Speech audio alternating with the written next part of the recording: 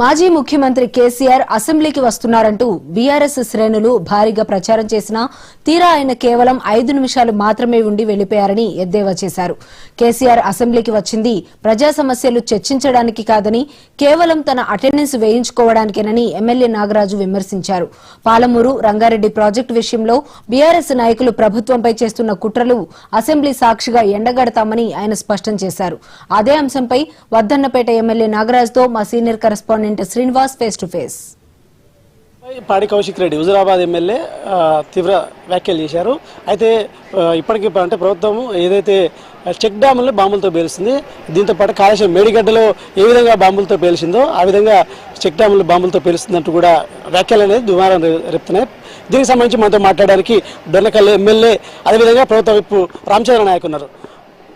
చెప్పండి, పాడి కౌశిక్ రెడ్డి వ్యాఖ్యలు ఏ విధంగా చూస్తారు? ఎందుకంటే మీరు మేడిగడ్డ కావచ్చు, కాళేశ్వరంలో అవినీతి 1,00,000 కోట్ల అవినీతి చేసిరని మీరు ఆరోపిస్తుంటే ఆ బ్యారేజీని బాంబులతో పేల్చిరని అంటున్నారు. ఏ విధంగా చెప్పొస్తారు?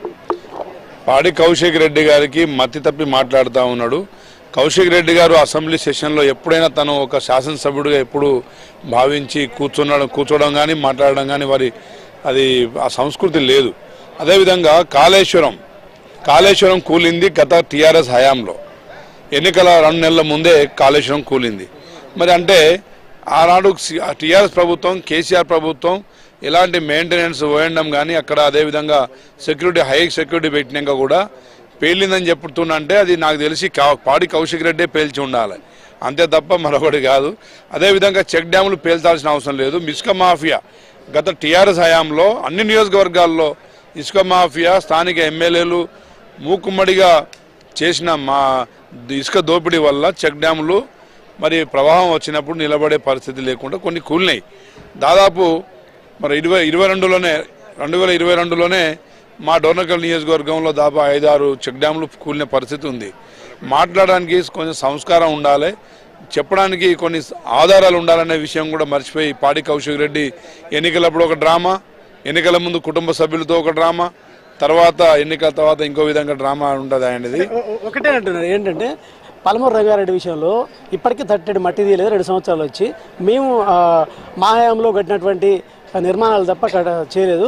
ఖచ్చితంగా ఈ విషయంలో ప్రజలకు మోసం చేసినటువంటి సీఎం రేవంత్ రెడ్డి ప్రభుత్వాన్ని తోలు తీస్తా అంటూ కూడా కేసీఆర్ చెప్పారు. అసెంబ్లీకి వచ్చి 5 నిమిషాలు వెళ్ళిపోయారు. తోలు తీస్తా అన్న కేసీఆర్ 5 నిమిషాలు వెళ్ళిపోవడాన్ని మీరు ఎలా చూస్తారు? కేసీఆర్ గారికి తెలంగాణ ప్రజల మీద ఎలాంటి గౌరవం కానీ అదేవిధంగా అభిమానం కానీ లేదు. ఎందుకంటే ఇప్పుడు 3వ సార్లు అసెంబ్లీ సభలు నిర్వహిస్తే అతను వచ్చింది 3 సార్లు.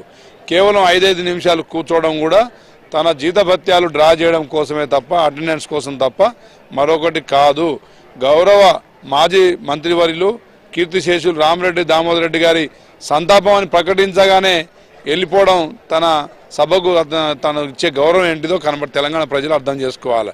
అదేవిధంగా స్పీకర్ స్థాయిలో మరి ఒక దళిత బిడ్డ మరి ఉండడం కూడా తనకు ఇష్టం లేదు. అదేవిధంగా తెలంగాణ ప్రజల మీద ఎలాంటి ప్రేమ కూడా లేదు.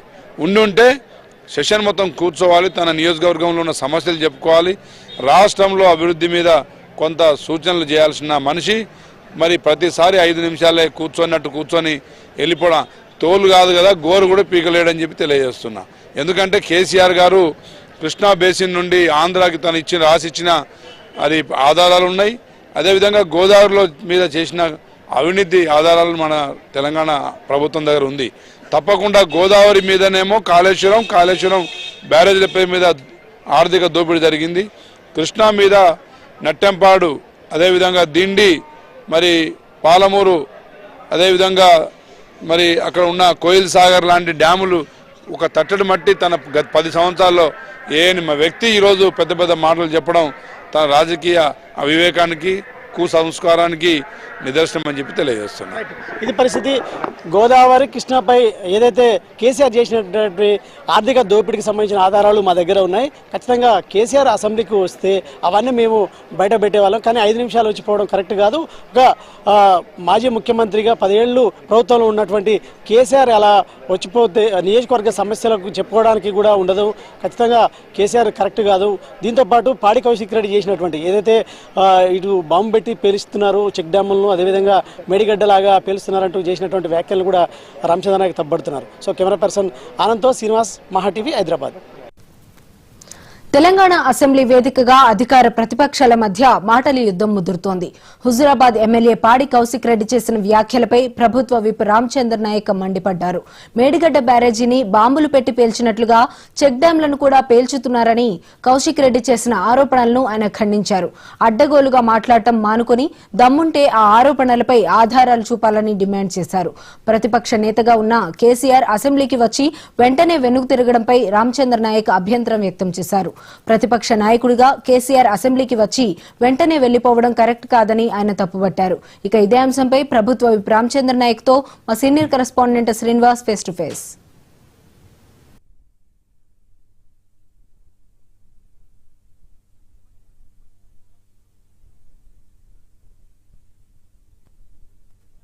పాడి కౌశిక్ రెడ్డి హుజురాబాద్ ఎమ్మెల్యే తీవ్ర వ్యాఖ్యలు చేశారు.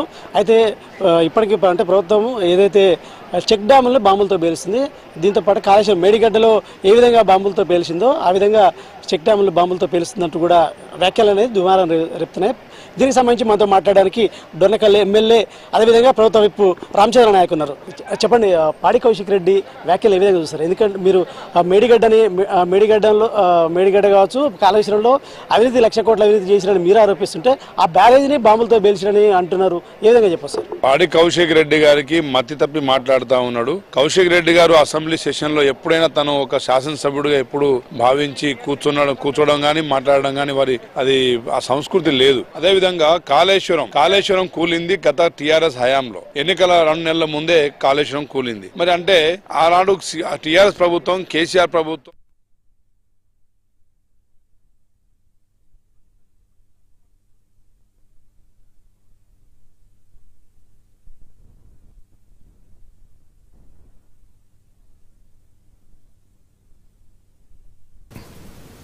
ఇవి బులెటిన్ అప్డేట్స్. మరిన్ని అప్డేట్స్ కోసం చూస్తూనే